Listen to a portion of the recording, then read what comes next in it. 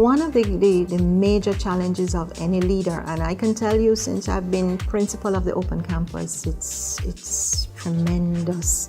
You are asked to operate on so many different levels. You're asked to focus on multiple levels, from 1 minute to the next minute.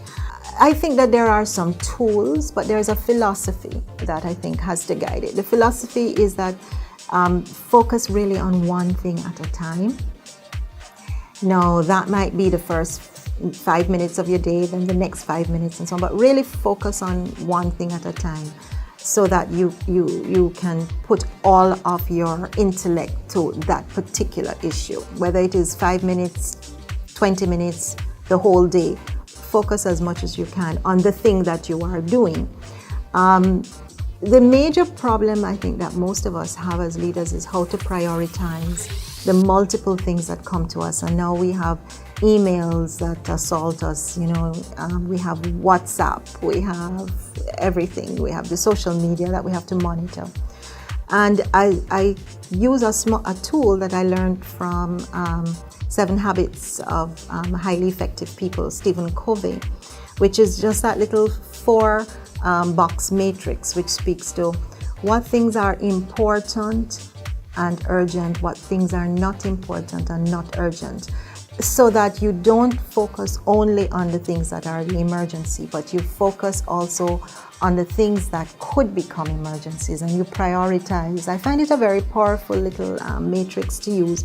If you do your to-do list and then you can put those things in that matrix, you will know, well, what is the most important thing I have to focus on today, because if I don't focus on it, it'll become an emergency tomorrow.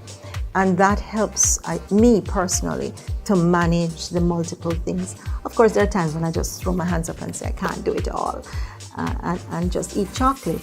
But for the most part, I do try to prioritize, and prioritization is key for any leader faced with multiple levels to deal with. Dealing with multiple issues and really trying to stay focused on all the levels and layers is, again, it's a challenging matter. I think it's important as leaders that we develop trust among our various team members, that we do not micromanage. We allow the various layers of leadership, because I do believe that we have 360-degree leadership in the organization. We should cultivate that from the lowest technical tier or ancillary tier within the organization all the way to the top. We have leaders, and so we should be trusting of the individuals who've been given roles and responsibilities to carry out, and to allow for them to facilitate timely briefing within the areas. I think it's also important that to keep track on layers, we need to apply metrics to allow us to monitor and track and assess how things are going. But that can only be effective if we work through the structures we have in organizations as leaders, and to trust those structures, and then to take the necessary actions if there are failings along the systems within that particular structure. And that's the way you have to do it. You have to remain focused on the big picture, allow the system to function by not micromanaging, and to build trust and dependence on the team members.